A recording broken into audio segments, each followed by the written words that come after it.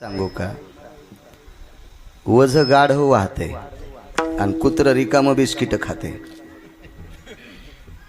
पण मालकांना बाहेरून आल्यावर कुत्र्यानं जर वरी पाय केले तर मालकाच्या कमरावर पंजे पडतात. मालक हाताना आला दी कुत्र्याला सरकी तो थांब रे, काय काम करते कुत्र, बिस्किट खाते. पण तरी मालक त्याला चोंबाळीते. गाढव म्हणला मेलो वज वाव. मग एके दिवशी गाढवान कुत्र्याची कृती केली ना, आता गाढवाचे पाय कमराव नाही मालकाच्या खांद्यावर गेले. निब्बर रुमण्यानं गाढव हाणलं. जयाचा व्यवहार ठीक आहे, राजकारण वाईट आहे असा विषय नाही, ज्यानं त्यानं पडावं. आपण आपल्याला इकडचा रंग लागलाय ना. हो, आमचं एक पावणं ग्रामपंचायतला उभं राहिलं. 3.5 एकर जमीन, 14 म्हशी, 18 गायीन, 19 शेळ्या इकल्या आणि आता नाशिकला इटा उचलायले. चांगलं गात होतं ते, मस्त गात होतं या, चांगलं गात होतं. म्हणलं तुला कोणी कोण बुद्धी सुचली रे, कशाला आगावपणा करतो तू. तसं मला काही राजकारण कळत नाही, पण मला वाटतं मोठ्या माणसाकडे पी असते. त्या पियेला भेटल्याशिवाय अन्न मंत्र्याकडे जाता येत नाही मामा. तसं जगाच्या मालकाचे सुद्धा त्याचा संपर्क करून देणारे संत हे त्याच्या सानिध्यातले लोक आहेत. तुम्हाला एक सांगू का, तुम्ही प्रत्येक जण बऱ्यापैकी लोक पंढरपूरला गेलेले आहेत. आणि जर एखादा गेला नसल पंढरपूरला तर असं समजायचं त्याचं कितीक पिढ्याचं पाप हे देवजानी त्यालाच मोजता येत नसेल. ते पंढरपूरला जावं लागेल. हे हळकुंड्या होते. तर पंढरपूरला गेल्याच्या नंतर माहीत जरी नसल तर पुढचा व्यक्ती जसा करतो का विक्रांत पाटील तसं आपण करतो. कुठे गेल्यावर माहिती आहे, अंकुशराव गरुड खांबापाशी गेल्यावर. गरुड खांबापाशी गेल्यावर माणसं कान धरतात. कान धरतात. एखाद्या वेळेस नाचताच सुद्धा कान धरून या नाचेन गरुडा पारी, त्याच्या पुढे नाचतात आणि नाचणं आटपल्या तितक्यानं समाधान नाही, त्या गरुडाच्या खांबाला आलिंगन देतात.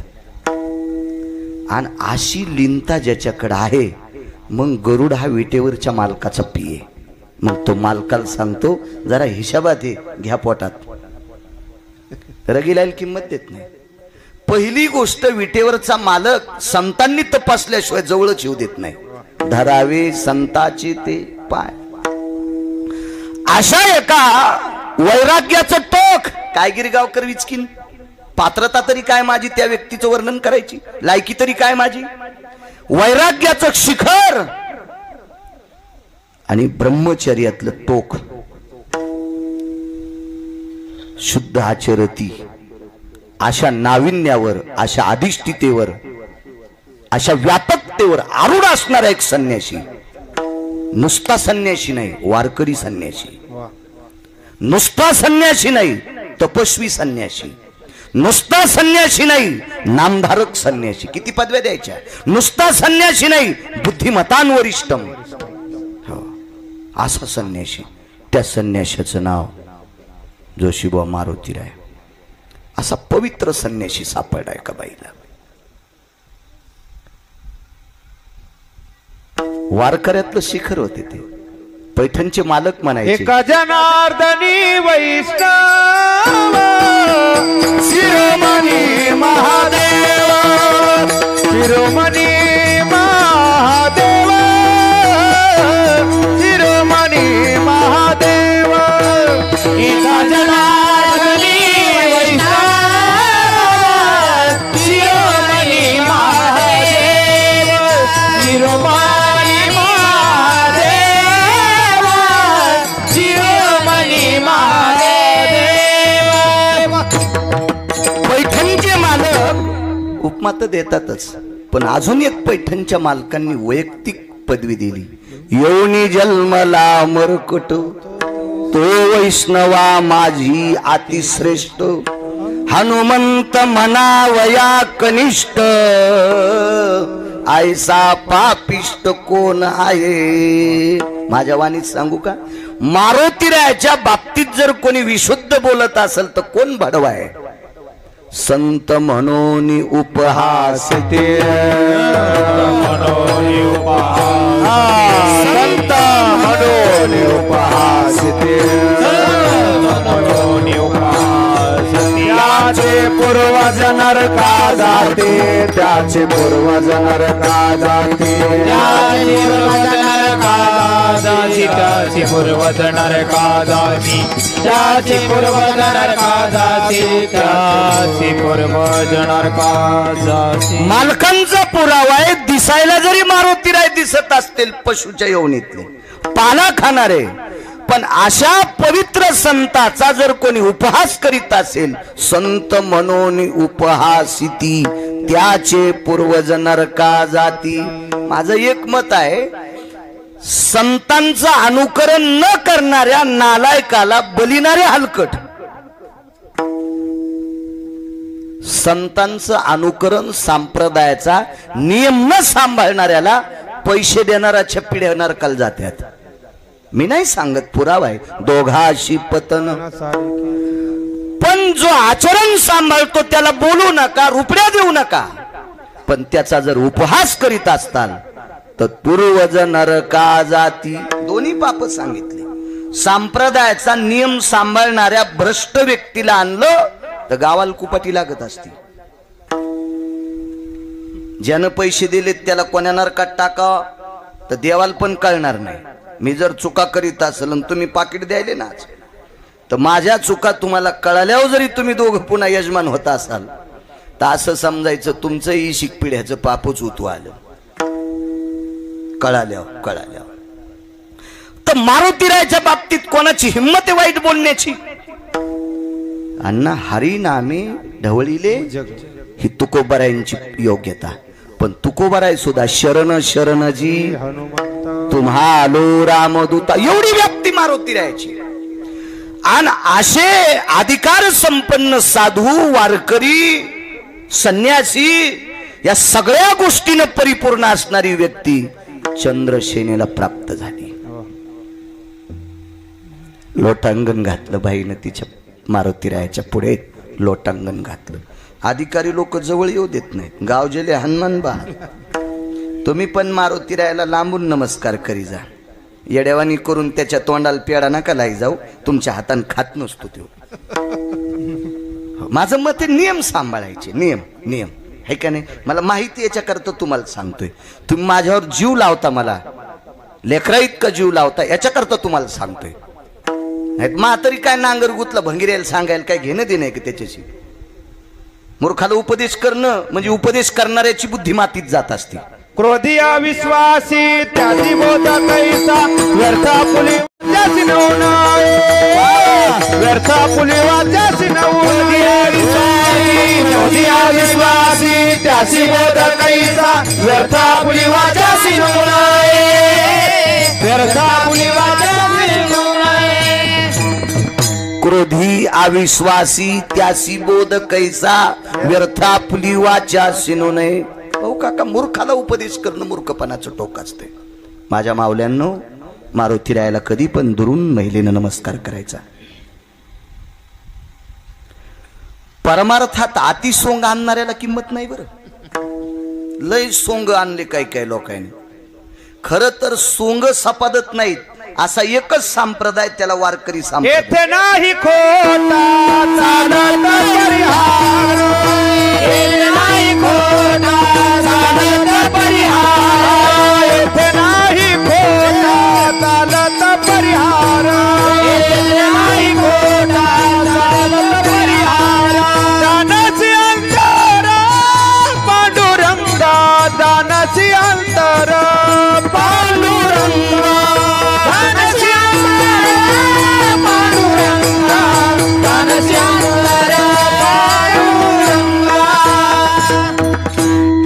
नाही खोटा चालत परिहार, जानसी अंतर पांडुरंगा.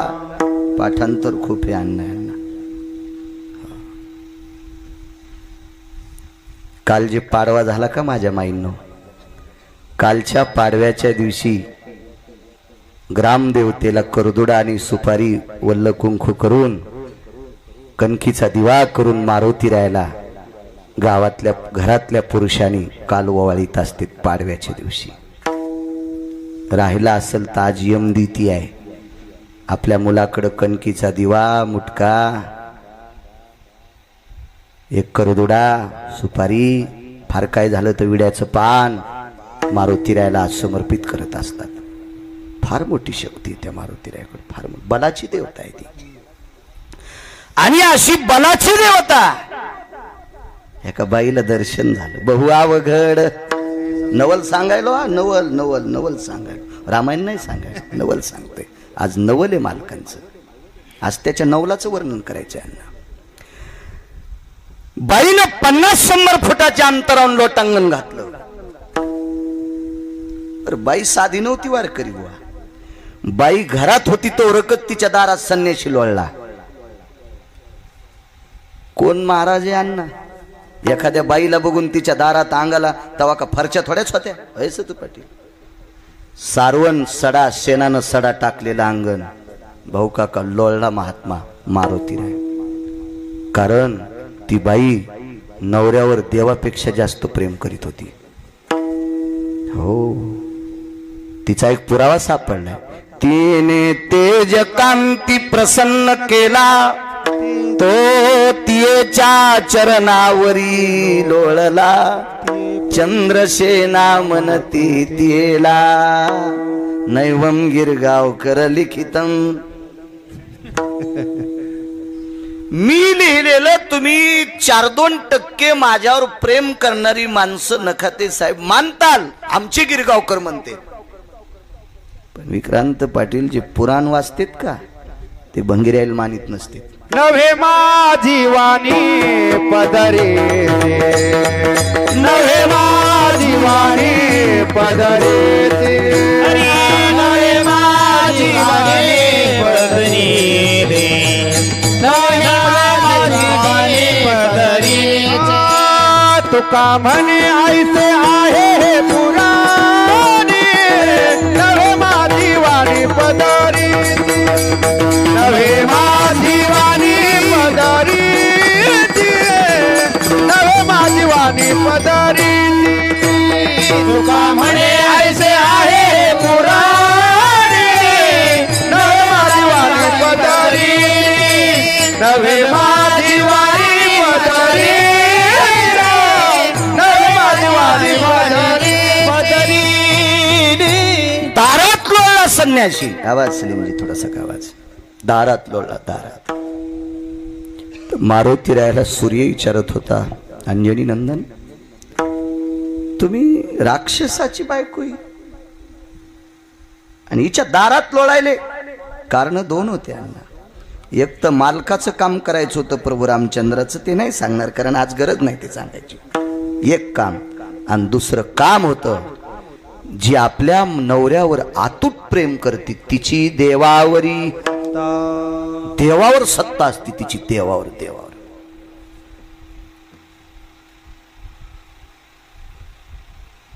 भाष्यकाराचा, तात्विक सात्विकांचा काही एक पुरावा आला. नवऱ्याला जीव घालत असताना ही पत्नी स्वरूपात नसती, भोजेसू माता. नवऱ्याला जर बायको जेवायला वाढत असेल जेवायला, तर नवऱ्याचं जेवण संपेपर्यंत तिनं म्हणायचंच नाही मी याची बायको, मी याची माय आहे. भोजेसू माता. एवढा अधिकार आहे तुमचा, एवढा अधिकार माझ्या माईनं. आणि मालकावर अतूट प्रेम करणारी स्त्री, तिचा प्रेमाचा एक वलय सांगतो तुम्हाला. तिनं अशा दोन्ही हातानं बालासाहेब मामा चुटक्या वाजिल्या. चुटक्या चुटक्या पुरुषार्थाचं लक्ष. माहितीच तुम्हाला काय असतंय राट, हे निर्भीडपणाचं लक्षण आहे. दाखवतो तू येऊन पाय, हे निर्भीडतेचे लक्षण आहेत ना, सुरत्वाचे लक्षण आहेत. तर स्त्रीला बाहू थापतीता येणार नाहीत, मांड्या थापतीता येणार नाहीत, ओठावर हात पिळता येणार नाही. तिनं चुटकी वाजले. तुम्ही ताण घेऊ नका रे. एक संध्याकाळचा आणि एक दिवसाचा. दिवसाचा हा तेज कांती म्हणजे सूर्य आणि निशापती म्हणजे चंद्र. चुटक्या वाजिल्या. अरे तुम्ही जोपर्यंत तोपर्यंत त्या कपाळावरचं कुंकू संपणार नाही. सामान्य ताकद आहे चुटक्याबाजीनं. सूर्याला आणि चंद्राला बळ काय होतं? अमृतच आणून ठेवलं होतं नवऱ्यासाठी. ये पियुष संचय ठेला तिने पियुष संचय केला, चंद्रसेना म्हणती तिला. मग अशी इतकं कडवं खाल्लं होतं मी. विठाला विठाला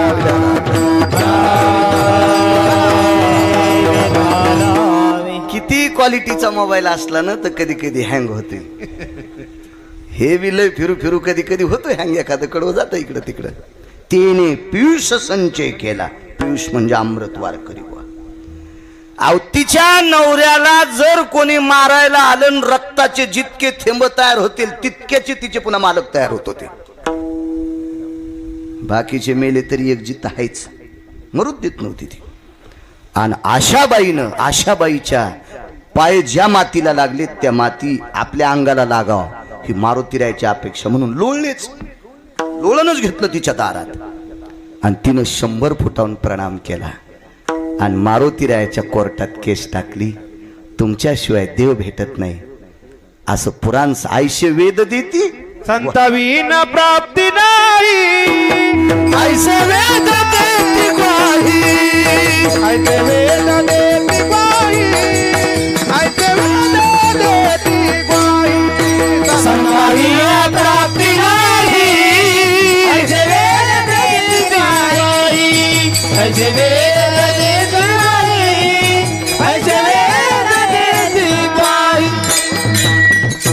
मला वाटतं पैठणच्या मालकांचं वाक्य, संताविने प्राप्ती नाही, आयशे वेद देती ग्वाही. वेद सुद्धा सांगतोय साधूशिवाय देव भेटत नाही. थोडासा आवाज.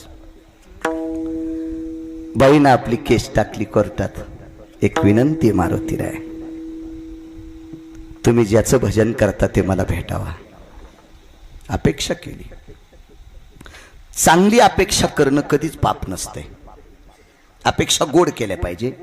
विच्छा कल्पना सदिच्छा गोड केल्या पाहिजे. गोड आणि गोड केल्या की जगाचा मालक ते पूर्ण करीत असतो.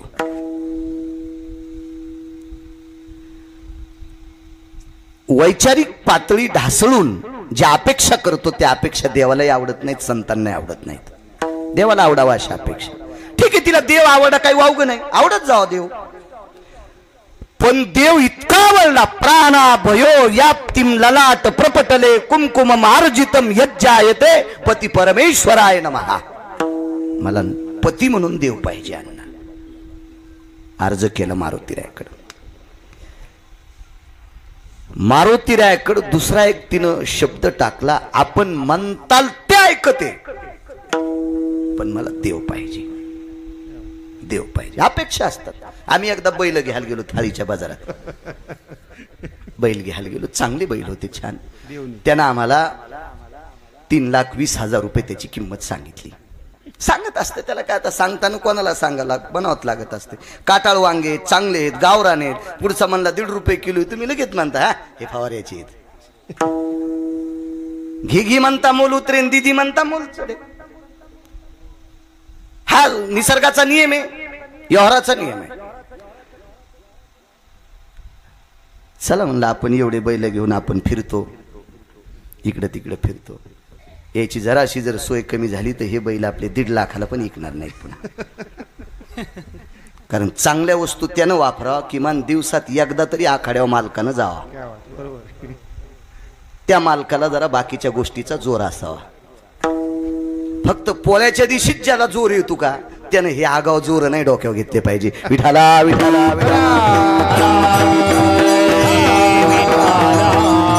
आम्ही बाजूला सरकल्याबरोबर एक माणूस आला. काय किंमत आहे म्हणे? 3,20,000. ते म्हणला 25 घ्या. बैल पाहिजेच. महाराजाला आवड होते म्हणला. मला म्हणलं तुम्ही कसं काय गेलं? मी म्हणलं मला आवड आहे गडी पहिलं, पण मला कधी मधी रानात जाणं होतं है नाही पकडू महाराज. आणि मी जर नाही गेलो आणि गड्यानं जर सोय नाही केली तर हे वाळून जातील, पुन्हा लोक हसतील. त्याच्यापेक्षा हे नको पंचायत करणं. आवड होती त्याला, आवड. त्यानं बैल घेतले. जमीन किती आहे म्हणलं? 80 एकर आहे. वा शपथ. पाठत थापटिली त्याची. एक हाऊस आहे. माझं मत आहे की वैचारिक पातळी सांभाळून अपेक्षा केल्या पाहिजे. 70 वर्ष संन्याशी राहिला आणि 71व्या वर्षी दुसऱ्याची वरात पाहिलं म्हणलं आपल्याला कोणी देईन का? यम इतका हानीन सुंबळ्या तुला. 71व्या वर्षी मालकाचा आहे पुरा आहे का? मांडवाच्या दारी पुढे आणीला म्हातारा, मांडवाच्या दारा पुढे आणीला मांडवाच्या दारा पुढे आणीला म्हातारा, पुढे आणीला माथारा, म्हणे रवणे नवरी आणा रांड जाळा नवर देवाची तोंड, वाळल्या सनकड्या फुकुण्याचं थुत्तर जाळा. कसं शक्य आहे ते? चुकीच्या गोष्टी आहेत ना. वैचारिक पातळी खाली गेली ना, चुकीची गोष्ट आहे. धोत्र क्वालिटीच्या अजून काय असेल 2700 2500 3100 5500 रुपयाचा जोडा घाल धोत्राचा बाळू महाराज. पण इन कशी करता येईल त्याला? वैचारिक पातळी नदीला गेली की नाही? कुत्रे भुकतील ना धोत्रावर इन केल्यावर. परंपरा नियम आहेत. अपेक्षा करा ना, काही बी कशा करता. नाही नाही म्हणे आता कसं आहे, मग मी मरून जाईल, मग पुढचा जन्म मला कुठं माणसाचा भेटल, मग इन करायची हाऊसच राहील, मग धोत्राव करतो का तू? कसं शक्य? चुकीच्या गोष्टी आहेत ना त्या. अपेक्षा नाही. अपेक्षा देवाला आवडावा अशा केल्या पाहिजे. बाईनं केलेली अपेक्षा खोटी नाही. बरं केली कोणाकडं? एका अधिकारी संतांकडे. त्याला सांगितलं मारुतीराय तुम्ही म्हणताल ते ऐकते. बरं पुढच्या वारकऱ्यानं बी काय सांगावं? माय मी जगाचा मालक तुला देईल, पण पहिला वाचला नाही पाहिजे. मरण सांगितलं हो अण्णा, तिने नवऱ्याचं मरण सांगितलं. बरं मृत्यू पावला तिचा मालक.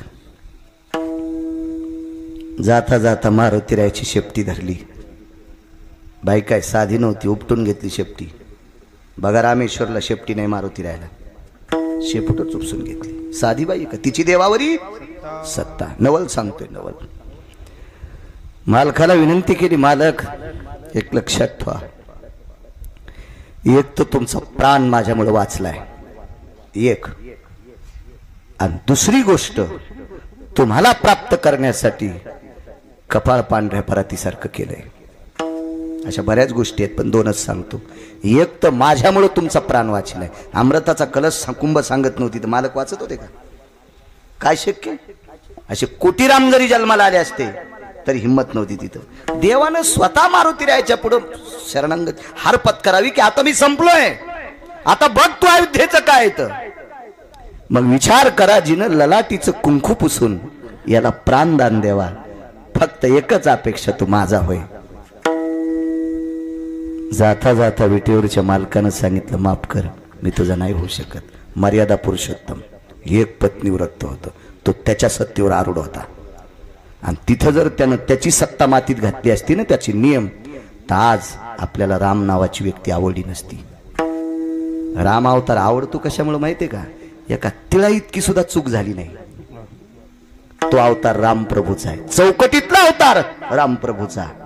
संसारातल्या लोकांनी किती नाविन्यपूर्ण वागावं हे प्रभू रामचंद्राचा आदर्श घ्यावा.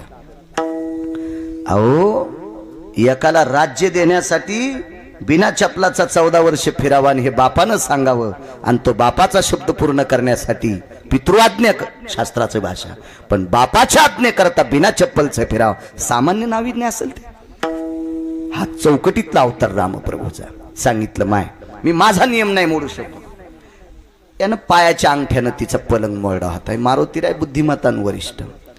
तिनं सांगितलं, ज्या पायानं माझा पलंग मोडलास त्याच पायाला बाण लागून एके दिवशी इहलोकातली यात्रा संपल.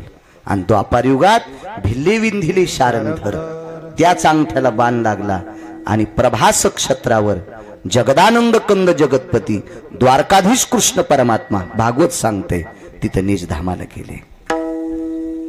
बाजूला मैत्रेय नावाची व्यक्ती होती, आणि अजून एक नवविधा भक्तीतली व्यक्ती होती, उत्तरेश्वर बापू. त्याचं नाव होतं उद्धव. आणि त्याला सांत्वन करण्यासाठी गोकुळात पाठिलं.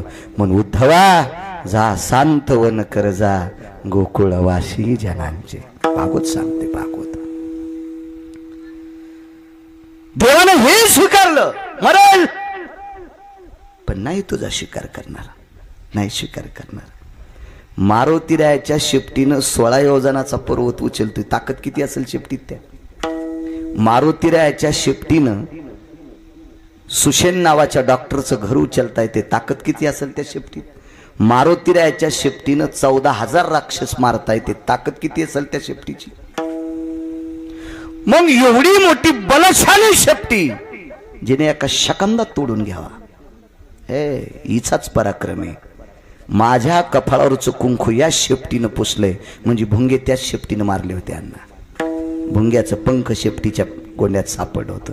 पुच्छ आग्रभागे पिच्छेसु. पुच्छ म्हणजे शेपटी, आग्रभाग म्हणजे टोक आणि पिच्छ म्हणजे पंख. म्हणजे कोर्टात पुरावा दाखवायचं काम नाही. हा चंद्र, हा सूर्य, हा जयद्र. तू मारलं का नाही माझ्या मालकाला? अरे एकाच्या प्राप्ती करता स्वतःच कपाळ पांढऱ्या परातीसारखं करा, हे आणि तू माझी इच्छा मातीत घातलीस. मारुतीरायाने सांगितलं, आई साहेब माफ करा, पण तुमचा अर्ज फाडीत नाही. मी विटेवरच्या मालकाच्या पदरात तुमचा अर्ज टाकलाय. झालं. पुढच्या अवतारात झाली असेल काही नवलाची गोष्ट नाही. तीच पुढे सत्यभामा झाली. इतक्यापूर नाही मला बोलायचं. ठीक, तिचं पुण्य होतं, पण मागच्या अवतारात नाकारली. हिनं पुढच्या द्वापार युगात प्रश्न केलता. कधी केलता माहिती का? 16,107 लग्न झाले, तोवर काहीच बोलली नाही. 16,107 लग्न झाले पंढरपुरातल्या मालकाचे, काहीच बोलली नाही. पण 16,108 लग्न झाल्यावर ती मालकाच्या पुढंच बसली. मालकाला विचारलं, मालक 7व्या अवतारामध्ये क्रतात्रेता युगात मी बाहेर निघल्याच्या नंतर सूर्य आराम करत होता. ताकद सांगू, चंद्रसेना प्रांतात बाहेर पडल्याच्या नंतर त्या प्रांतातल्या कळ्या बंद होत्या. सुरुवात कळा म्हणजे सूर्याच्या कळा, 1-2 कळा बंद होता त्या. का? कळा म्हणजे किरणाच्या कळा. हिच्या अंगाचाच प्रकाश सूर्याच्या तेजा इतका पडत होता अण्णा. मग मी एवढी सुंदर, अगाध तेज कांती. तेज म्हणजे सूर्याची कांती, आणि त्यानं मला पाहिल्याच्या नंतर त्याने लाजावा एवढं माझ्याकडे सौंदर्य. अगा पूर्ण बिंबाचा निशापती, म्हणजे त्याला पौर्णिमेचा चंद्र म्हणायचं. हो काका, तो पौर्णिमेचा चंद्र मला बघून लाजायचा. एवढं माझं सौंदर्य, तुम्ही माझा तिरस्कार केला. आणि जिच्या अंगावर 2-2 इती केस आहेत, जिला इतकाले नख येत, ती कशी काय स्वीकारली तुम्ही? तिचं नाव होतं जामवंती. विटेवरच्या मालकाने सत्यभामेला सांगितले, अगं लक्षात ठेव ग, तू लक्षात ठेव. ऐक, मागच्या अवतारात तुम्हाला आवडत होतीस, त्यावेळेस पासून तू मारुतीरायाकडे दिलेलं पत्र मी हृदयस्थ केलतं. मी हृदयस्थ केलतं. म्हणून लक्षात ठेव, तू इतकी आवडत होतीस, इतकी आवडत होतीस, इतकी आवडत होतीस, म्हणून 14 रत्नापैकी एक रत्न पारिजातक मी तुझ्या दारात लावला होता. एक आवडीचा विषय असतो ना, आवडीचा विषय. अजून 4 गोष्टी आहेत बरं, सांगून पुन्हा. सगळ्या गोळ्या एक खट्या घातल्या की रिॲक्शन येत असते. काय अधिकारी असेल बाई, किती नाविन्य असेल तिच्या बाबतीत. अजून एक सांगू का? जाऊ द्या, सांगितलं पाहिजे. विटेवरच्या मालकानं सांगितलं, तुम्हाला किती आवडत होतीस. अगं तू तुझ्या बापाकडनं आणलेल्या द्रव्यानं मी माझी बहीण श्रीमंत केली. भागवत सांगते 3.5 ते 3.25 वर्ष शिमंतक नावाचा मणी सुभद्रेची इथे ठेवला. हे तिने तिच्या बापाचीतून आणला होता. बहिणीला श्रीमंत करण्याची कुवत मला तुझ्यामुळं प्राप्त झाली ग, तुझ्यामुळं प्राप्त झाली. एक सांगू का ग, एक सांगू. चंद्रसेने मागचं नाव म्हणून बोलतात. हे चंद्रसेने, या पवित्र देशातल्या वारकऱ्याला मसनवाट्या सगळं सोन्याचं गाव दिलं म्या. ही तुझी कृपा आहे. त्या वारकऱ्याचं नाव होतं सुदामदेव. भागवत सांगते त्या काळातला द्वापार युगातला वारकरी सुदामदेव. उरलेल्या सोन्यानं मसनवाटा पण सोन्याचा केला. किती आवडतीस ग तुम्हाला, किती आवडतीस, किती आवडतीस. म्हणून वैकुंठवासी माधव महाराज मगर म्हणायचे, लक्ष्मीपेक्षा 16,108 घरापैकी देवाच्या महालाजवळ सगळ्यात जवळ कोणाचा महाल असेल तर तो सत्यभामेचा होता. 3ऱ्या क्रमांकाचा महाल जामवंतीचा होता आणि 23व्या क्रमांकाचा महाल लक्ष्मीचा होता. असं मी सांगत नाही, मी सांगितलेलं आमच्या पपेची मा ऐकायची नाही तर तुम्ही कसं ऐकतात? पहावे पुराणी. हा, आपल्या पदरचं नाही भाडायचं. आधारा वाचोनी काय सांगसी कहाणी. वक्त्यानं आधार नसल्याशिवाय बोलायचं नाही, चुकीच्या गोष्टी. विटेवरच्या मालकाला प्रश्न केला, इतकी आवडते पारिजातक ममम द्वारे शुभयो पारिजातक शयम तरुः चतुर्दश रत्नावगान स्थितेषु स्थापयामिं पारिजातका. मग पारिजातक नावाचा वृक्ष माझ्या दारात लावावा. कधी कधी रुक्मिणीला थोडस दुःख झालतं म्हणून वाऱ्याची झुळूक यायची, फुलं तिच्या इकून पडायची. म्हणून आमचे सांगणारे सांगतात असू द्या न तिच्या दारात, पण पारिजातकाचे फुलं तिकडं पडत होते. मग शेजारी कोणाचं जरी असलं, सलीमबाईचं जरी दार पलीकून असलं तर पलीकून फुलं पडणारच आहेत.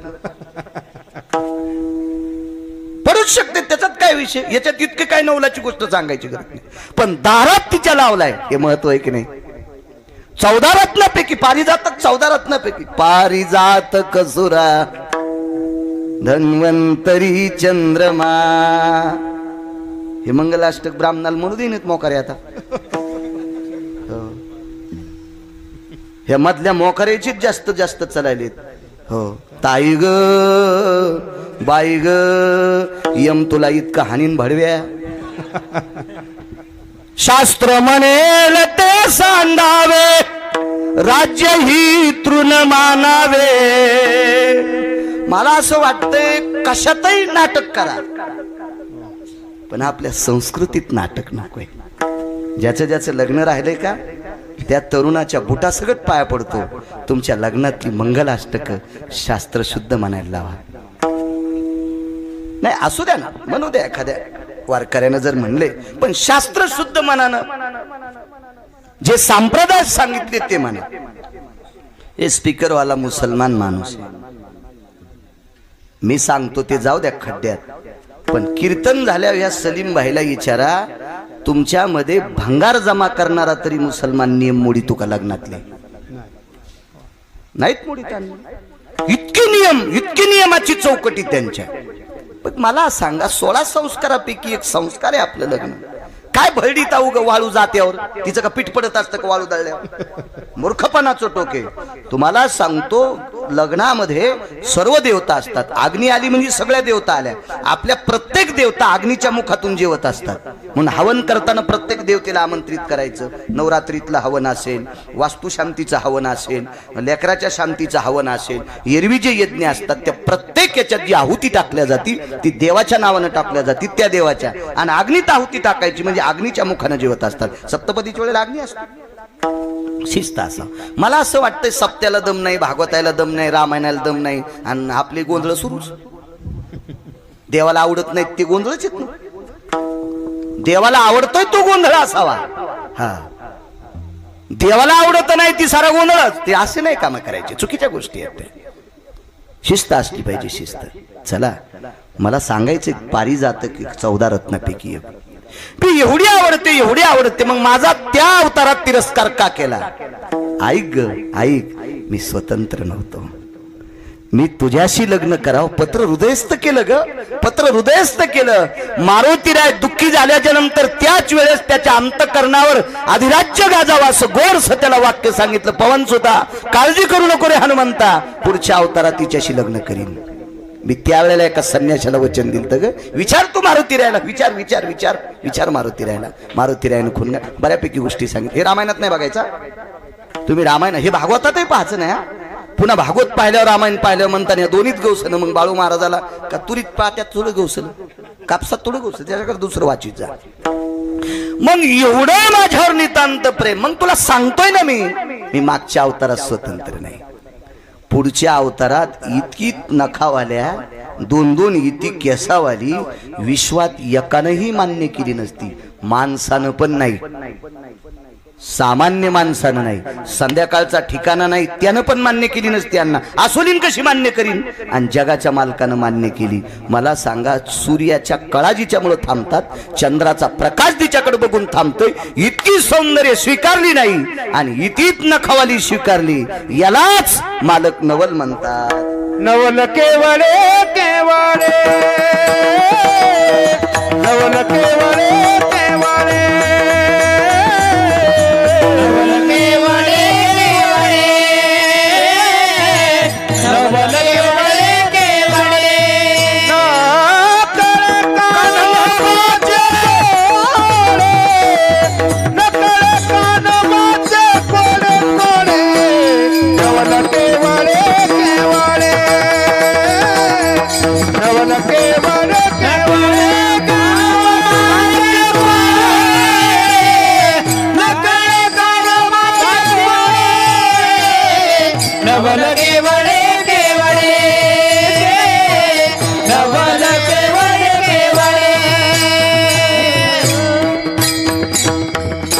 नवल आहे, नवल नवल. अजून एक नवल सांगतो.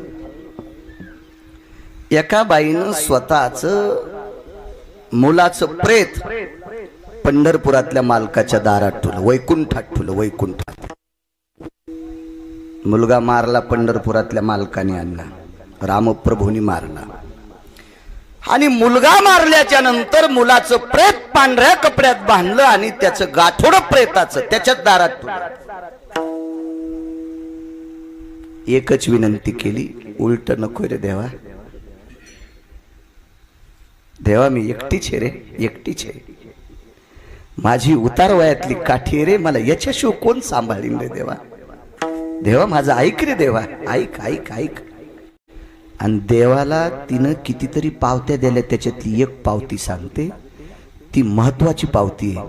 तिनं देवाला सांगितलं, देवा आम्ही भजन न करणारी माणसं तुझं भजन करतो, याच्यापेक्षा तुला कोणता आनंद पाहिजे रे आमच्याकडे.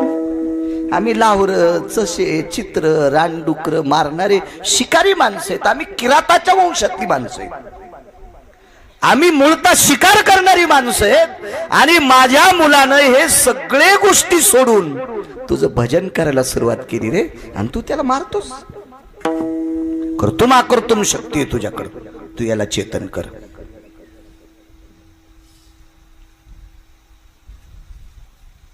मालकाने दोन्ही हात असे छातीवर ठेवले. अण्णा दोन्ही हात छातीवर ठेवणे म्हणजे हे नम्रतेचं लक्षण. भाऊ काका, छोटू पाटील दोन्ही हात छातीवर ठेवले आणि मालकानं सांगितलं, काम तर चुकीचं केलंस मी, याच्या बदल्यात मला काय पाप फेडायचं ते फेडील, पण पोरग जिवंत नाही करता येत तुझं, कारण मी स्वतंत्र नाही. त्याच्यातल्या 9 पापापैकी एक पाप सांगतो. ह्या बाईच्या अगोदर हिचं पोरग पंढरपुरातल्या मालकाने मारलं. याला मारायची ताकद तर तिच्यात नव्हतीच, पण तिच्या हृदयातून पडलेले जे वलय होते, ह्या वलयामुळं हा जिच्या पोटी जन्माला आलाय तिचं दूध प्याता आलं नाही. झाल्या झाल्या यशोदेकडं वैकुंठेचा हरे, वैकुंठेचा हरे, वैकुंठेचा यशोदेच्या घरी, यशोदेच्या घरी,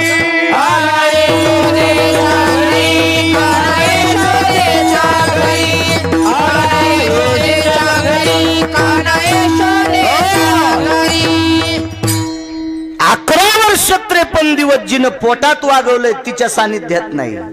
आणि यशोदेच्या घरी काय मागचं घराने महाराज, मागचं घरानं भगवंतानं सांगितलंय सगळं गाठोडं कर्जा सगळं फेडतो, पण तो पोरग नाही उठीत आहे. हेच किराताचं पोरग पुढच्या अवतारात कोण झाले. मला असं वाटतंय 5-25 भागवत ऐकल्या होतं, हे लक्षात राहिलाच पाहिजे. तुम्हाला ऐकणाऱ्याला जरी नाही लक्षात राहिलं तर आमच्या भागवत करायला त्याचा पुढचा जन्म कोणता हे पाहता असावा. आणि जर या किराताचं पोरग पुढच्या जन्मात कोण्या जन्माला गेले द्वापार युगात, हे जर भागवत करायला सांगता येत नसेल तर असं समजायचं तो जनता मारायला आहे. पवित्र जनतेच्या डोळ्यात माती टाकायला. गाडीत गेल्यावर मला विचारा, तुम्ही बी भागवत सांगतात, विठाला विठाला विठाला,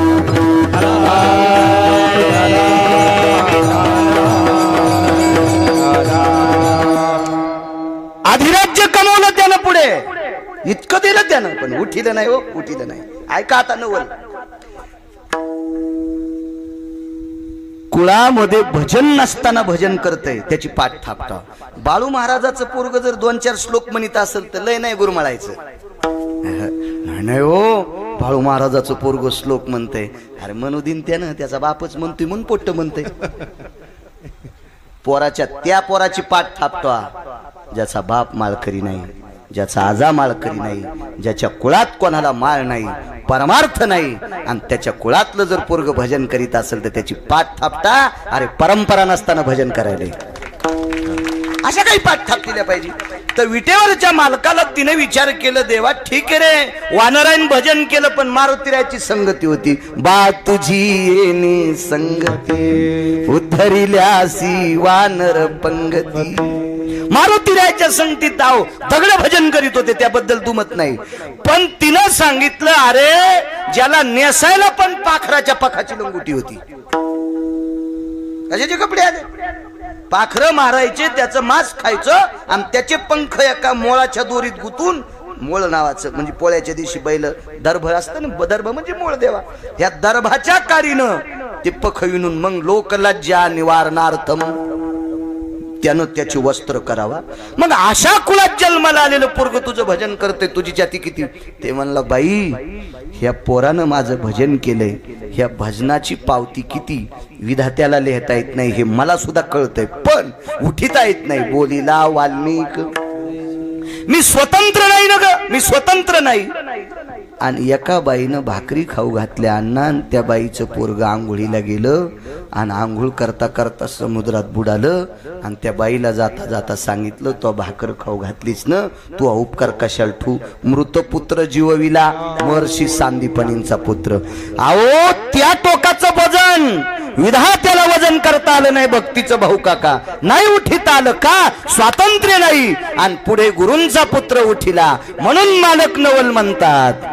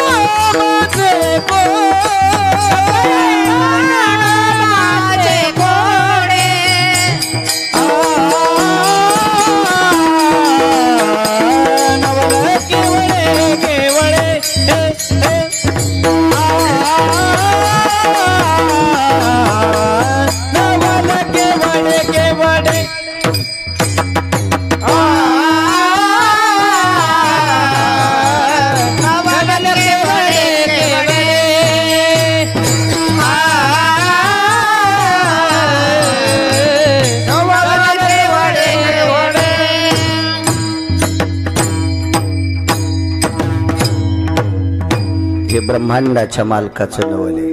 नाही उठिता आलं, पुढं कसं उठिलं? अजून एक नवल सांगतो. 1 वाजलं ना.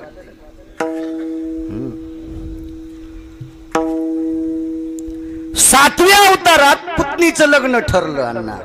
पुतणीचं पंढरपुरातल्या मालकाच्या सख्या भावाच्या पोरीचं लग्न.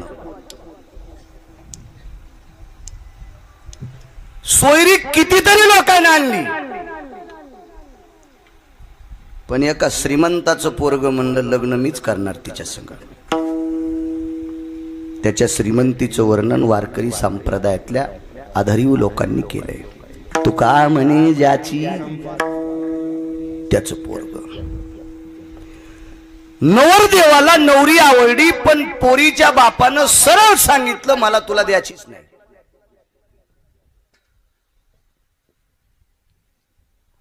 पोरग म्हणलं नाही ऐकणार तुमचं, नाही ऐकणार.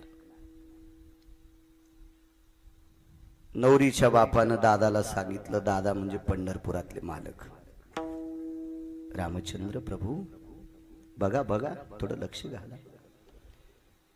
मला असं वाटतंय एका श्लोकाच्या आधारानं असं सांगता येईल की प्रभू रामचंद्रानं त्यावेळेला अशी मूड दाबली होती, लक्ष्मणाला सांगितलं, तू काय काळजी करतो लखन, मी आहे ना, मी आहे ना, काय हिंमत आहे त्याची.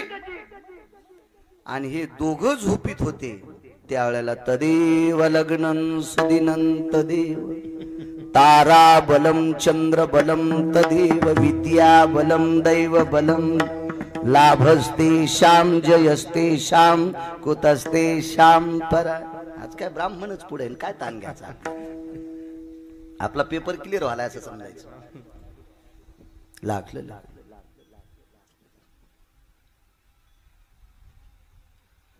प्रभू रामचंद्र आणि लखनलालजी उठल्यावर कळालं कन्येचं लग्न झालं. काय म्हणावं बापानं, बापानं सांगितलं पोरगी विधवा झाली तरी हरकत नाही, पण तुला मारीनच. जावई बी असं खतरा होत ते. त्याने एका मंत्र्याला नाही आणला, 222 दिवे, ज्याच्या दिव्याला गाडीला आहेत का 222 दिवे विक्रांत पाटील, अशा मंत्र्याला वाहना सगळं बांधून आणलं, एकदा नाही 17 बाऱ्या. म्हणून त्याचं नाव सत्रजित इंद्रजित पडलं. जावाई रगील, सासरा तर इतका रगील, त्याचा रगीलपणा सांगू.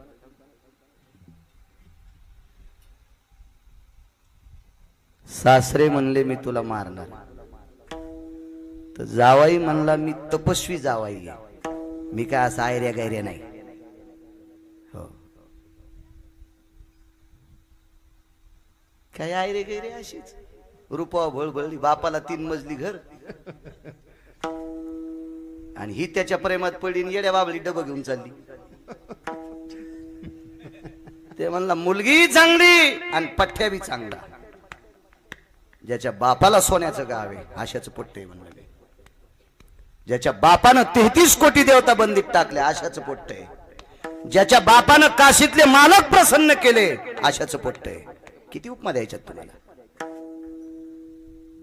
मला मारण्यासाठी लग्न करून संन्यास घ्यावा लागेल. पंढरपुरातल्या मालकाचे कृतात्रेतायुगातले भाऊ म्हणले लग्न करून पण संन्यास घेणारच. याला मारण्यासाठीच उर्मिला घरी ठुलीन हे वनवासात गेले.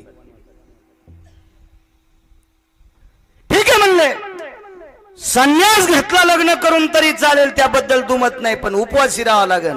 म्हणला तुला मारूस तर पाण्याचा थेंब येणार नाही. तुम्हाला एक कारण सांगू का, याच्यातल्या 2 गोष्टी शिका.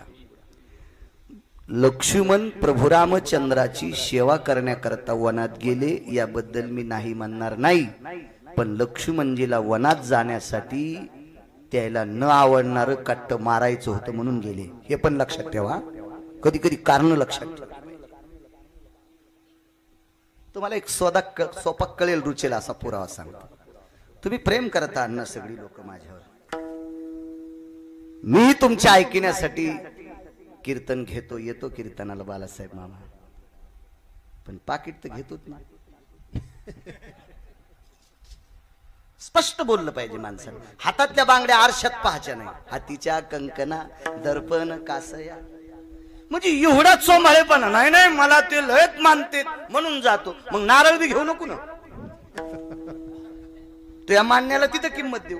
लक्ष्मणजीनं मालकाची सेवा केली हे मान्य करू, पण जाण्याचं कारण वेगळं होतं. कधी हे पण शोधा, हे पण शोधा, हे पण शोधा.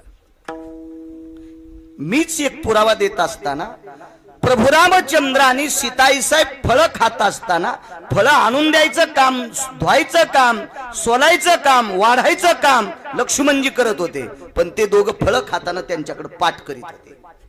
म्हणजे त्या अर्थी लक्ष्मणाचं प्रभू रामचंद्रावर सीतेवर प्रेम. विचारलं होतं का, काय नाही म्हणले, फळ तोडताना खावा वाटत नाही, फळ धुताना खावा वाटत नाही, फळ कापताना खावा वाटत नाही, फळ वाढताना खावा वाटत नाही, पण तुम्ही खाताना जर फळ खावा वाटलं आणि मला तर खायचं नाही, मग त्या फळावर जर माझी वासना पडली तर तुमचं पोट दुखेल, याच्याकरता मी तिकडे पाठ करतो. हा पुरावा मीच सांगितला. याच्या मागे अधिकारी लोकांनी सांगितलं असेल, पण बऱ्यापैकी कीर्तनात भागवतात मी रामायणात सांगितलेलं आहे. म्हणजे लक्ष्मणजीला रामप्रभू आणि सीताई साहेब आवडत होत्या, पण तरी पण कधी कधी मनानं केलेलं पाप सुद्धा घातक ठरू शकतोय. अन्नावर एकादशीच्या दिवशी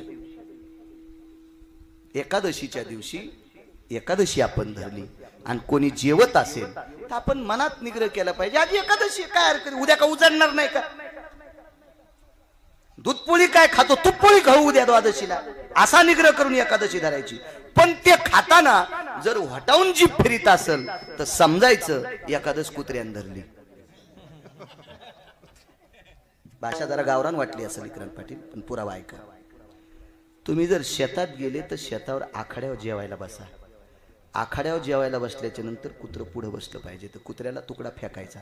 जर तुम्ही नाही फेकला तर तुम्ही खाली हात केल्यावर कुत्रं हाताकडे पाहता अण्णा, आणि वरी हात केल्यावर तोंडाकडे एकदा पाहतं, आणि कुत्र्याच्या जिभेतून लाळ खाली पडती, त्याच्या तोंडाला पाणी सुटते. तसं एकादशी धरणाऱ्याच्या दिवशी जर अन्न खाण्यासाठी पाणी सुटत असेल तर समजायचं त्या दिवशीच्या पुरतं हे कुत्रच हे विठाला विठाला विठाला. जे धरीत नाहीत त्यांच्यासाठी काही प्रश्न नाही, धरतो ना तू, धरतो ना. एकादशीच्या बाबतीत फार गोडवा सांगितला आपल्याकडे. तसे तर आपल्याकडे उपवास ठराविक सांगितले, एकादशी सोमवार आणि 5 परवाने, याच्या व्यतिरिक्त उपास नाही सांगितले. काही काही उपास याने जास्त डोक्यावर घेतले, मान मोडून जाईल एखादीची, जरा हिशोबात राहत जा, आकारात बघत जा. काही काही गोष्टी शास्त्र म्हणेल ते सांग, ज्ञानोबाराय तुकोबाराय सांगते ते उपास धरायचे. आपल्या संप्रदाय सोमवार आणि एकादश, आणि फार काही शक्य असेल तर प्रदोष सांगितला, आणि 5 परवाने सांगितल्या, महाशिवरात्री वगैरे वगैरे, हे 5 परवाने त्याच्यापैकी.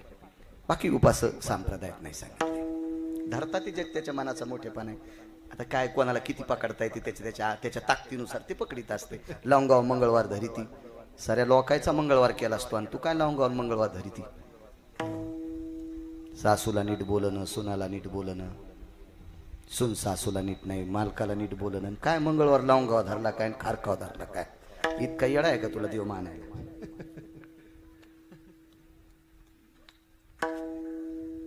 सगळं करून मारला मारला मारला तो मारला, आणि शेवटच्या वेळेला मुलीनं बापाकडे वंजळ केली. बाबा मला आज कळालं तुम्ही जावायला मारले, एक काम करा ना बाबा,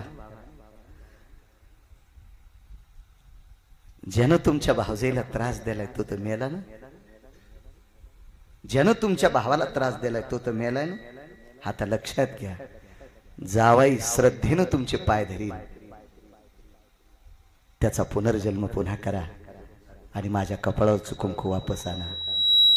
असं पाहिलं प्रभू रामचंद्राकडे लक्ष्मणजीनं मारुतीरायाकडे पाहिलं, आणि मारुतीरायानं साधूचं स्मरण करून दिलं. वाल्मिकाचं वेगात सांगतोय, पत्र आणलं, श्लोक आणला, ते असू द्या. आता आजच्या दिवस ऐकिला असं ग्रहित करा. कीर्तन कालायचे, बैल 2 आणि जमीन 300 एकर, आकारातच पाळी घ्यावं लागेल ना. पाहिल्याबरोबर मारुतीरायानं सांगितलं, नाही उठीत आहेत, नाही उठीत आहेत. पुन्हा बापाकडे पाहिलं, सांगितलं, बाबा तुमच्या देखता कपाळ पांढरं झाले, तुमच्या हातानं पांढरं झाले. हे बापाला विचारलं, पण बाजूला जगाचा बाप होता. जगाचा बाप म्हणजे पंढरपुरातला होता. विश्वाची सत्ता तुमच्या ताब्यात आहे काका, मालक जगातली सत्ता तुमच्या ताब्यात आहे, आणि विश्वाची सत्ता ज्या चुलत्याच्या ताब्यात आहे त्याची पुतणी पांढऱ्या कपाळाने मरावा, हे चुलत्याचं काय मोठेपण आहे, काय शक्ती आहे तुमच्याकडं. बापाला विचारलं, बाबा तुम्ही अनंत शेष आहात, ही पृथ्वी तुमच्या डोक्यावर आहे, एवढी शक्ती तुमच्या ताब्यात, आणि पृथ्वी ज्याच्या डोक्यावर असताना त्याच्या मुलीनं पांढरं कपाळ घेऊन बसावा, हे तुम्हाला कितपत शोभतंय. तर दोघं एकत्रित बसले, आणि बिभीषणाला पर्याय सांगितला. राजे, बिभीषण म्हणत नव्हते प्रभू रामचंद्र, राजे तुमच्या सुनबाईला, आमच्या मुलीला सांगा सती जाय, सती जाय, सती जाय. नाही जावाय उठीला, नाही उठीत आला. कसं नवल म्हणताय नो, कमी व्याख्या वापरल्या तिने. मी कोणाची मुलगी आहे, कोणाची पुतणी आहे, याचा विचार करा, विचार करा, विचार करा. तिने सांगितलं, ऐका मामांजी, चुकीचं काम करणारे माझे मामांजी एक गेले, दुसरे चुकीचं काम करणाऱ्या भावाला मदत करणारे कुंभकर्ण नावाचे मामांजी गेले. पण भजनाच्या बळावर अग्नी थांबवायची ताकद या सासऱ्यात आहे. तो बिभीषण नावाचा सासरा चिरंजीव आहे. मी तुम्हाला भीक मागते, तुम्ही याचं भजन करून गाव थांबिले. तुका म्हणे अग्नी झाला शे शीतळ आणि प्रतापे सबळ नामाची. नामाच्या ताकदीवर मारुतीरायनं लागलेला अग्नी विझवायची ताकद तुमच्यात आहे. इतकं तुमचं भजन श्रेष्ठ आहे, तुम्ही याचं भजन करता. तो माझा काका आहे. म्हणान मामांजी कमी व्याख्या केली असेल, कमी व्याख्या केली असेल. दुसरी व्याख्या ऐका. वालीला मारून अंगदाला, वालीला मारून सुग्रीवाला किष्किंधेचं राज्य दिलं. या सुग्रीवाला विश्वात फक्त 3च लोकांची भीती होती अण्णा, 3च लोकांची. तर सुलोचनेनं सुग्रीवाला सुद्धा ओटी पसरली. किष्किंधा नरेश, किष्किंधा नरेश, माझा एक सासरा चिरंजीव आहे, चिरंजीव चिरंजीव चिरंजीव आहे. मी आज माझ्या सासऱ्याला आण व्हायला लावते. चंद्र सूर्य येतोपर्यंत तुमच्या किष्किंधेवर कोणाचा डोळा लागू नये ही माझ्या सासऱ्याला सांगून तुम्हाला गोड अशा प्रकारचं अधिष्ठान कायमस्वरूपी देते. पण तुम्ही ज्याचं भजन करता त्याला सांगा ना माझं कुंकू वापस दे. किती व्याख्या सांगायच्या तुम्हाला? 4 वाजूस तर संपणार नाही. एवढा मोठा अधिकार पण नाही उठिल म्हणून नवल नाही ना, म्हणून नवल नाही, म्हणून नवल नाही, म्हणून नवल नाही. विषाचे लाडू खाऊ घातले. विषाचे लाडू खाऊन पाण्यात टाकलं भीमाला, पाण्यात टाकलं आणि भीम मृत्यू पावला. असं एक पुराण म्हणते, एक नाही 3 पुराणाचा पुरावा आहे. आणि ज्या वेळेला द्रौपदीला कळतंय भीमाला विषाचे लाडू खाऊ घातले आणि पाण्यात टाकले, भीम गेलेत, त्यावेळेला विटेवरच्या मालकाला विचारलं, प्रभू 5 आधारीव लोकांच्या नावानं कुंकू लावते, याच्यातला एक जरी गेला तरी कुंकू पारख झालं, एक जरी गेला तरी कुंकू पारख झालं. काय केलं पंढरपुरातल्या मालकानं? जाऊन काशीतल्या मालकांची विनंती केली आणि काशीतल्या मालकाला सांगितलं संहार कार्य तुमच्या हातात आहे, कसं करायचं तर बघा. याच काशीतल्या मालकांनी नागाला आदेश दिला आणि नागाने चावा घेतला आणि सापाने विष अंतःकरणात ओढून घेतलं, स्वतःकडे ओढून घेतलं आणि विष मुक्त केला. भीम द्रौपदीच्या कपाळावरचं कुंकू शाबीत ठेवलं, द्रौपदीच्या कपाळावर. चला, द्रौपदी कोण होती? त्याची मानलेली बहीण. मग मानलेल्या बहिणीचं कुंकू शाबीत ठेवायची ताकद ज्याच्यात आहे आणि पोरीचं कुंकू शाबीत ठेवत नाही, ही मागची कथा.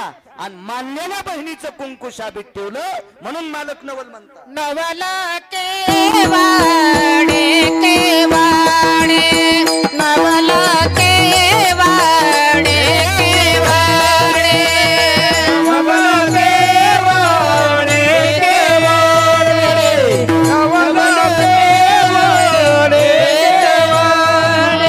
नवला केवाडे केवाडे, नवला केवाडे केवाडे, नवला केवाडे केवाडे, नवला केवाडे केवाडे, नवला केवाडे केवाडे. नकळे कान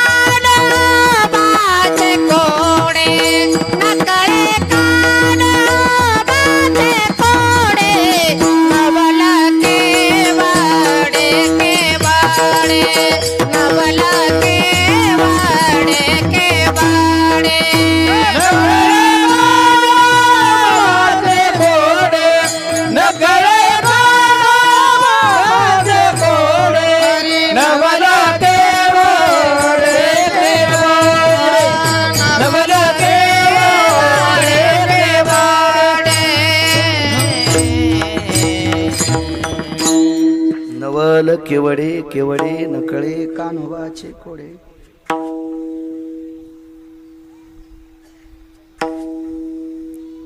अजून एका व्यक्तीनं प्राण त्यागला त्याच्या प्राप्ती करता.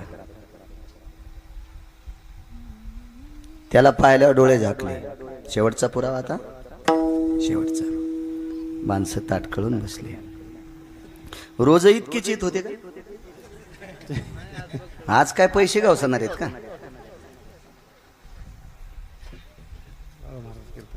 बाळू महाराज कीर्तन म्हणून आले होते. रामकृष्ण कीर्तन देवाचं आहे, सांगायला बाळू आहे गिरगावचा, मग कीर्तन कसे ऐकतील यार. ऑपरेशन झाले गुडघ्याचे त्याचे, पण आवड श्रद्धा, जवळ बसून कीर्तन ऐकायचे इच्छा असते.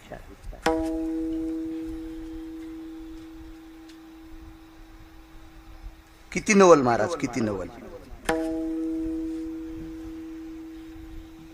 एका धुरंधर राजाने पवित्र कन्येचं हरण केलं. काय करता येत नाही त्याला. 7व्या अवतारात इतक्या क्रिया त्याच्याकडे होत्या, इतक्या क्रिया त्याच्याकडे होत्या, पण एकही नाही करता आली. बोलीला वाल्मिक. आणि 8व्या अवतारात एका नालायकानं बाहुबळावर मुली हरण केल्या. अधिकारी लोकांच्या मुली होत्या, अधिकारी लोकांच्या. काय करता येत नाही हो त्याला. किती नवल. शेवटी जाऊन कालच्या धनत्रयोदशीच्या दुसऱ्या दिवशी आणला तो, आपतूच आणला. म्हणून त्या तिथीला नरक चतुर्दशी म्हणतात. आपल्या सणाच्या पाठीमागे नाविन्य बरं का. फक्त नालायकाला सण कळत नाहीत, ह्या भाग सोडून द्या. मूर्खपणा चोटो की सण कळावी आपल्याला. एक जण म्हणला काय पंचमीच्या दिवशी झालं काय म्हणे, तवा चोरून नेला. तवा चोरून नेल्यामुळं त्या दिवशी सगळ्या उकळलेलंच खाल्लं, म्हणून तवापासून उकळलेलंच खाते. तुला असं हाणायला पाहिजे सोमळ्या. काही सांग तू का त्या दिवशी उकळलेली पदार्थ खावा. त्याचं शास्त्र आहे. एके दिवशी एक तिथी येते, त्या तिथीनं खरं तर महिलांनी ते व्रत करायचं असते, पण आपल्याकडे काय ते एकदा सुरू झालं ना, शहाणा मेंढ्या सांभाळणारा सगळ्या जर मेंढ्या धुवाच्या असतील तर ते 2 उचलून पाण्यात टाकीते, बाकीच्या आपण मात्यात मध्ये जातात.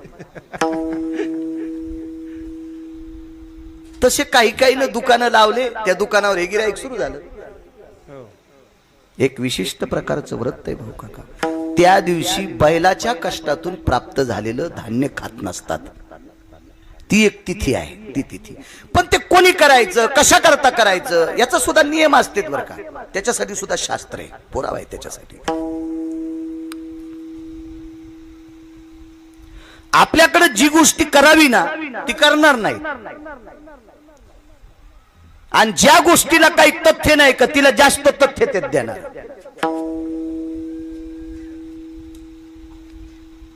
परवाला एका जणाकडे गेलो होतो आम्ही, 15-20 दिवस झाले. त्याची आई बसलेली होती तिकडं. मग त्यांच्या घरात कुंखावाल्या 2घीच होत्या. किती नालायक लोक आहेत बघा ना. दम नाही कीर्तनाला भागवतायला, खडकावर आपटू हाणायला पाहिजे काय काय भडवे अशी. हे भिजतच नाहीत ना कुचर हरभऱ्यासारखे. आई तिकडे बसलेली होती. त्याच्या घरात 2 कुंखावाल्या स्त्रिया होत्या आणि अजून 3 पाहिजे होत्या. शेजाऱ्या पाजाऱ्याच्या बोलील्या. मी तिथं हजर होतो, मला आमंत्रण होतं जेवणाचं. पण माझ्यासारख्यानं गपचिक बसायला पाहिजे होतं, पण नाही बसलो. मी घरातल्या मुख्य व्यक्तीला म्हणलं, ह्या बाहेरच्या 3 आणल्यात उसण्या, चुलीचा जर कोपरा पडला असेल ना तर चुलीला खड्डा पडू द्या, पण दुसरा चिखल लावला की उलून पुन्हा खाली पडत असतो, तो राहत नसतो. एक मंजुनी आहे, ती कीर्तनात सांगणार नाही, पण लक्षात घ्या, चिखलाची रिकामी जागा गळून जात असते. चिखलाच्या लावलेल्या रिकामी जागा गळून जात असतात. हे बैठकीत ऐकायचं असेल तर इकरण पाटील सांगतो मी, पण कीर्तनात सांगितलं आता काय नाही, पण लोक म्हणजे रगील झालो हे चुक आहे का ते. मी त्याला सांगितलं ह्या किती दिवस पुरत्यान तुम्हाला 3 जणी. एक आदराचं स्थान पलीकडे बसलेल्या म्हातारीला का दिलं नाही तुम्ही. तर सुनानं सांगितलं आमचे सासरे वाढलेले आहेत. मूर्ख आहेस म्हणलं तू, नालायक आहेस. मन म्हणते माझं. जिनं 2 पहाडासारख्या पुत्रांना जन्म दिलाय, ती कपाळानं जरी विधवा असेल पण शरीरानं ती पतिव्रता आहे, शरीरानं ती सौभाग्यवती आहे, असं शास्त्र सांगते. शास्त्र मालकाच्या अगोदर जाणाऱ्या स्त्रीला फक्त सौ शब्द लागते, इतकाच लागतो बरं का. पण मालकाच्या नंतरच्या स्त्रीला गंगा भागीरथी शब्द लागतोय. आणि गंगा आणि भागीरथी ही काशीतल्या मालकानं डोक्यावर घेतल्या. म्हणून हे मधात जे पुढ्या सोडणार लोक असतात का भाऊ काका, यायला हाणायला पाहिजे. हे धर्माचं वाटोळ करतात भडवे लोक साल.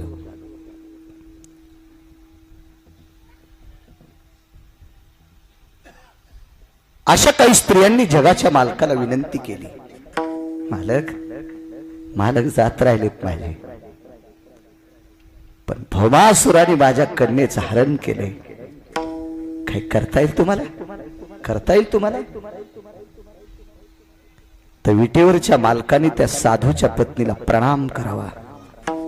तर उद्धवाने विचारला, आपण प्रणाम का करता.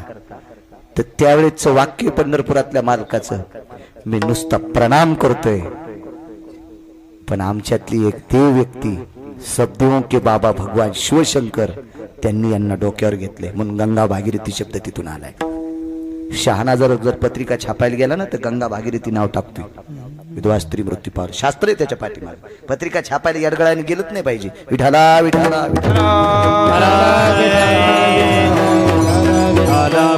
अशा काही गंगा भागीरथींची विनंती आली. आवाज थोडासा. आणि विटेवरच्या मालकानं तिकडे धाव घेतली आणि पहाटेच्या प्रहरी भौमासूर मानला. याच्यातलं एक नवल सांगतो वारकरी बाबा. तिथे आल्याच्या नंतर सगळ्यांना मुक्त केलं. तर देव तेजस्वी होता. ज्यांना मुक्त केलं का त्या 16,100 स्त्रियांना, त्या सगळ्या आताचं वय सांगतोय 95 ते 100 वयातल्या होत्या. हे तर खोटं वय, पण आपल्याकडे 95 ते 100 वयातला माणूस बालासाहेब मामा वयस्कर दिसतो, वयस्कर म्हातारी दिसती. तर पाटील अशा स्त्रिया होत्या. जटा काळ्या तर नव्हत्या, जटा पांढऱ्या पण नव्हत्या, डोक्याच्या भ्रुकुटी पिंगड झालेल्या होत्या. पिंगड झाले. वय झालेल्या व्यक्तीच्या डोक्याचे केस काळे आणि पांढरे, पांढऱ्याच्या नंतर पिंगट होत असतात. मग असं जीर्ण ज्यांचं शरीर झालंय, काय करता येत नाही त्याला. सगळ्यांनी मोठ्या अंतःकरणाने त्याच्याकडे बघितलं आणि सांगितलं, देवा या वयात आम्हाला तुमचं दर्शन झालंय, कसे आलात. काही नाही, त्यांनी सुद्धा व्रत केलं बरं. तिथं व्रत केलं. व्रत कात्यायनी सांगितलंय. हे व्रत असे विशिष्ट प्रकारचं व्रत, ते भागवतात ऐका कधी कधी लक्षात येईल तुम्हाला. हे व्रत केलं, ह्या व्रताच्या पुण्याने आम्ही तिथपर्यंत आलो. तुमच्या कुटुंबातल्या काही गंगा भागीरथींचं पुण्य, त्यांच्या श्रद्धेस्तव आम्ही इथपर्यंत आलोत आणि तुम्हाला दर्शन दिलं. त्याच्यातल्या काहींनी सांगितलं, देवा ठीक आहे, गंगा भागीरथी आई आहे त्या अर्थी बाबा गेलेत रे, आणि आईला ती अवस्था प्राप्त झाली त्यावेळेला दादा किती किंमत देईल रे. देवा तू न येता, याला न मारता आमचा शेवट या कारागृहात झाला असता तरी जीवनाचं सोनं झालं असतं रे. त्याच्यातल्या दोघी जणी उभ्या राहिल्या, देवा मम कांतीषु यत पुष्पाधिनी माल्याधिनी. देवा अशी सुंदर होते रे, मी वनात चलत असताना झाडाच्या फांदीला फुलं लागत होती रे देवा. आज मी त्या वनात गेल्याच्या नंतर झाड माझा काय स्वीकार करतील रे देवा, काय करतील. नवल सांगू, हातावर पाणी घेतलं. आर्जव संकल्पिता भयो तारुण्यास्तिच्या येते. सगळ्या तरुण केल्या वारकरी बाबा. आता दुसरं घराणं सुरू झालं. देवा वार्धक्य दशेत एका वेगळ्या दशेनं पाहत होते, आता तारुण्य दशेत या मूर्खाच्या तावडीतून सोडलं. आता सज्जन सापडतील हे कशाहून. पुन्हा पाणी हातात घेतलं आणि पाणी सोडलं नाही, पाणी ग्रहण केलं. तितक्याला आपलंसं केलं आणि इतक्या पत्न्या म्हणून स्वीकारल्या. नवल केवळे केवळे नवल केवळे केवळे नवल केवळे केवळे नवल केवळे केवळे नकळे कान्होबाचे कोडे नकळे कान्होबाचे कोडे नकळे कान्होबाचे कोडे नकळे कान्होबाचे कोडे नकळे कान्होबाचे कोडे नवल केवळे केवळे नकळे कान्होबाचे कोडे नकळे कान्होबाचे कोडे नकळे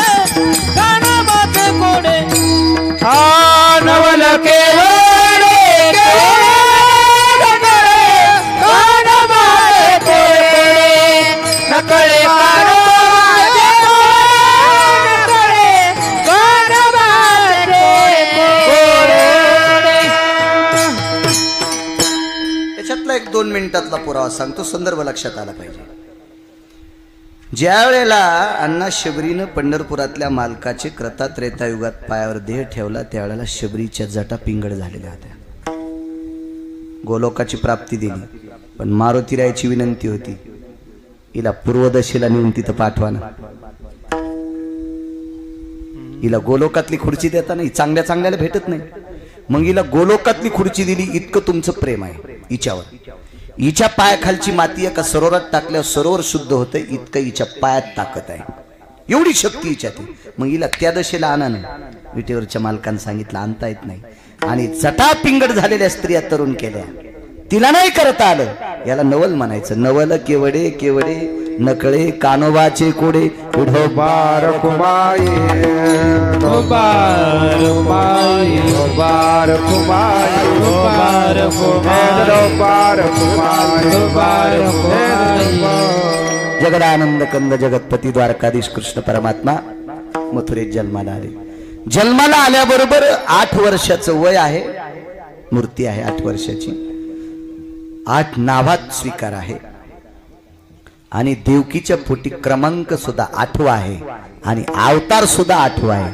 मला इथे ठेवू नका, कुठे न्या. नंदाच्या घराला नंदाच्या घराला मदनी गोकुळाला मदनी गोकुळाला नंदाच्या घराला नंदाच्या घराला मदनी गोकुळाला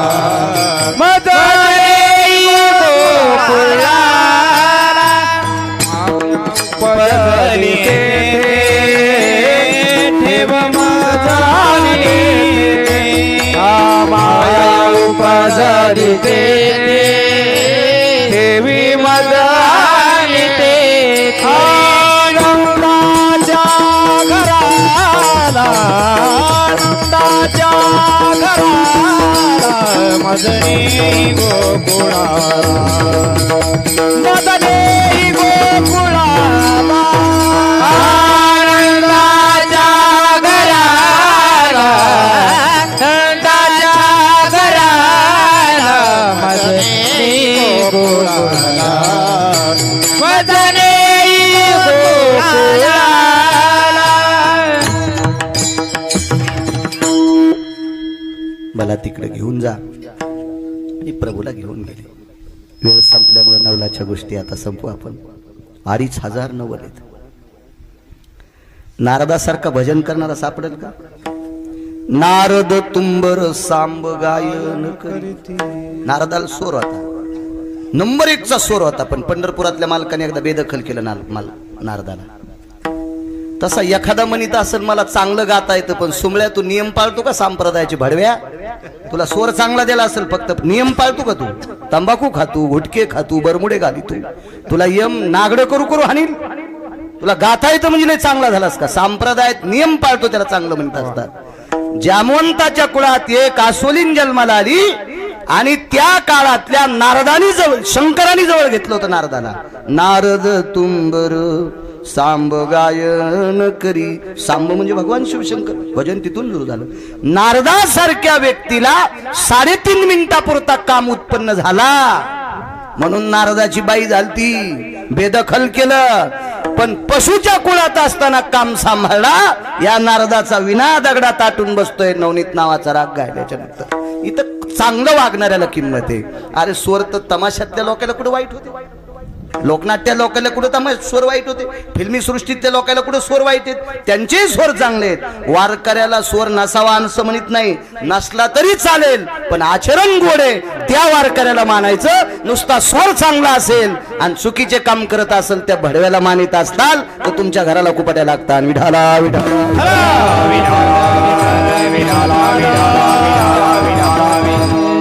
जामवंतीचं चरित्र बघा, नवलाची गोष्ट, विना तिथं नारद आदू.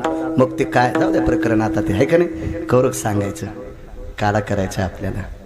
मला घेऊन जा म्हणले, नेलं बाहेर. उचरीला कमळापती पायची बंधने. काय ताकद महाराज. वरती छायाधरी शेष, पाऊस पडत होता अमृताचा. आणि बाहेर आल्याच्या नंतर यमुना तुडुंब भरली, पुर चढाला आचाट, त्याशी लावीला अंगुष्ट, पण पायाचा लावला होता हा दुभंगली यमुना माई, 2 तुकडे झाले, पलीकडे असा रस्ता त्याला. यमुना सगळ्यांना प्रख्यात आहे, 2 वेळेला दुभंगली, पण 4 वेळेला दुभंगली बरोबर एकदाच माहिती आहे. दुर्वासाकडं देवाच्या पत्न्या जाताना यमुनेनं वाट दिली, आणि विटेवरचा मालकाला घेऊन वसुदेव जास्त असताना यमुनेनं वाट दिली. पण अजून 2 पुरावे भागवतात आले. विठाला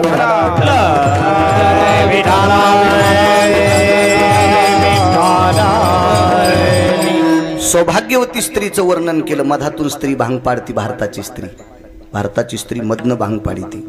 चुनचुन चुन्यात बसले मेन्यात, लवंगावटीत येलदोडे मुठीत, गुलाल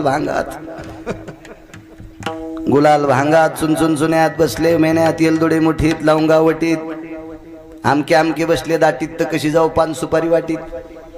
असं माझ्या लहानपणी जुन्या बायका नाव घ्यायच्या. मी त्यावेळेला भटपण करीत होतो ना, त्यावेळेला ते नाव, ते मी नशिबान होतो, मला चांगले नाव ऐकायला भेटले.